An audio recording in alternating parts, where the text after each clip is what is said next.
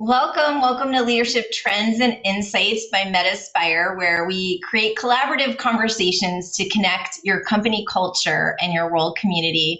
I'm super excited because today I have someone super magnificent, and energetic, and someone who just everyone wants to hear whenever he walks into a room. Jeffrey Hayzlett. He's the founder of C-Suite. He's the former CMO of Kodak, and he's bought and sold over 250 businesses, which has been resulting in $25 billion in sales. And he serves on 14 corporate boards. So the fact that I get to spend a couple minutes with you and people who follow me get to spend any time with you is such a blessing. Jeffrey, thank you so much for joining us today. What an honor. Thank you so much for having me. I really appreciate it. Jeffrey, the reason why I wanted to interview you is I wanted you to share with us a little bit of what you think the world needs now as it relates to leadership more than ever.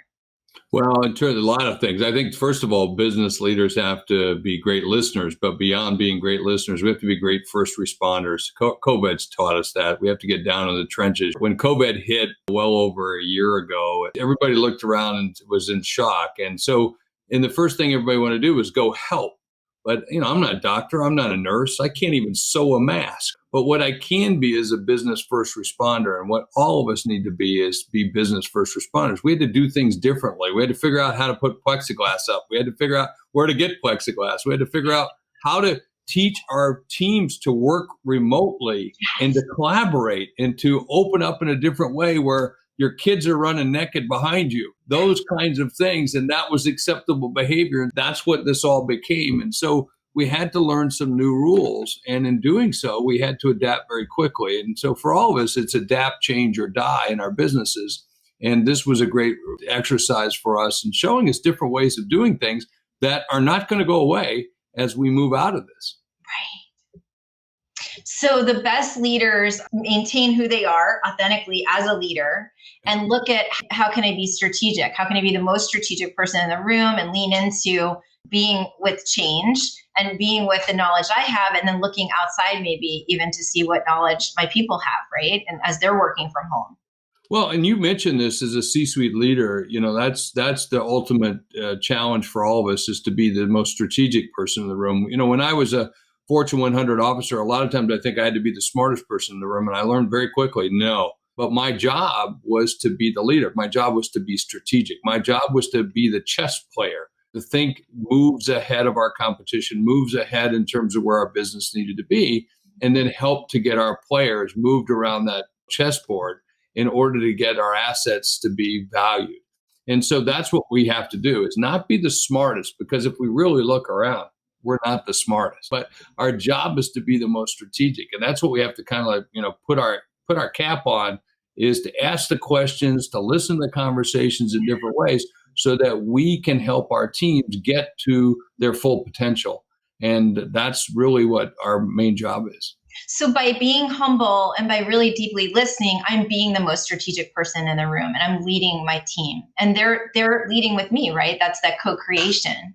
Yeah. And, and one of the best things it is for all of us is I don't know what I don't know. Most great leaders, I think, go into it with a sense of, I'm not aware of what I'm not aware of. So we go around looking and feeling and trying to understand and see the issues in the ways that sometimes folks who are in the trenches only see the trench. They get very tunnel vision. Some people will rush up to you and say, well, we can't do that because it's not in the budget. Who said it's not in the budget?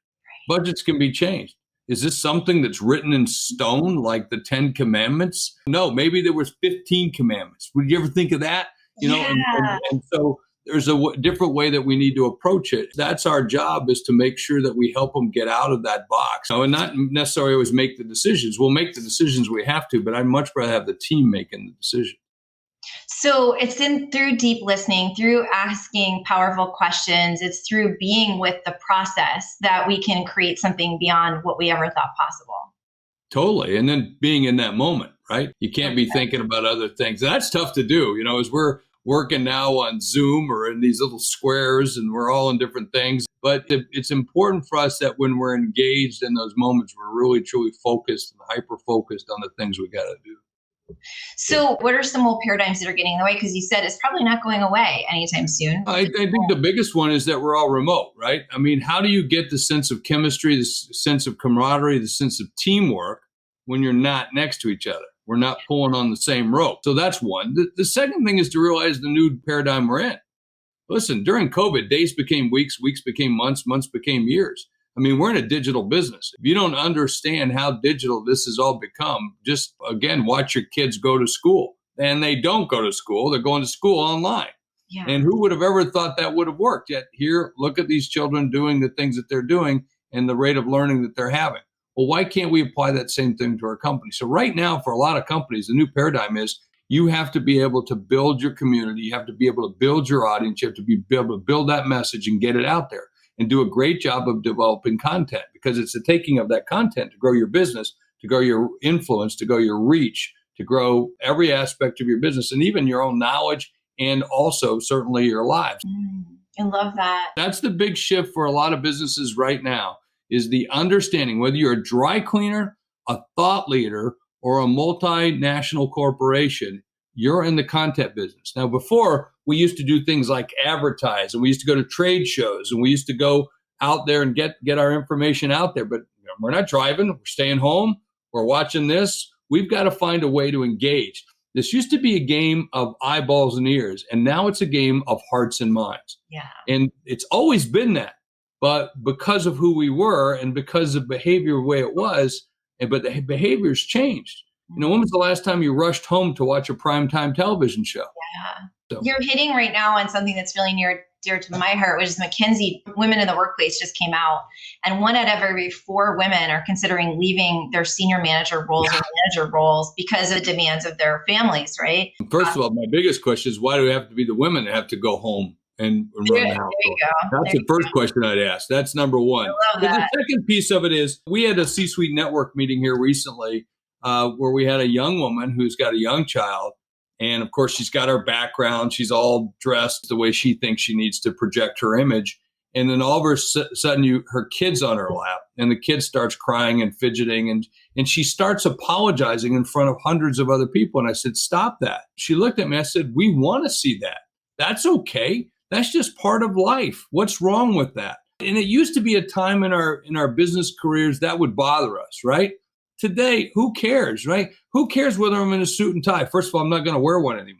Done. Right. Those days are done. I love it. I threw all my collared shirts away too. You're bringing something else up that I really want to double click on, which is this essence of nurture. The moment that happened, and everyone was shifted and watched that, we all got connected with the internal, I believe, the nurture within all of us to say, wait a minute, that's beautiful. We want more of that in our cultures. Because it's real. It's who we are. I mean, really if it was my granddaughter, by the way, my granddaughter sometimes comes to my house, and the first thing they do is rush into Papa's office, and they want to sit on my lap. And I might be doing a television broadcast. I might be doing a podcast.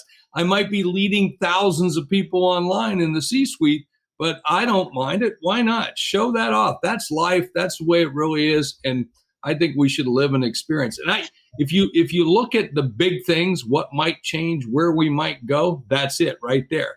We're going to be more human. Yes. And I think if COVID showed us anything, is that we can be business, we can be serious, we can make money, we can have commerce, but we can also be human in that process. And I really think that's a big thing that's come out of COVID. If there's one great good thing, it's that. It's I think also the realization that we have to have some balance. Because I mean, right now, most of us are working 7 days a week, meaning because we've had to all shift and make changes. But I'm also realizing, hey, can't do that. Got to set some parameters. I got to be able to shut this thing off. I got to step away from it.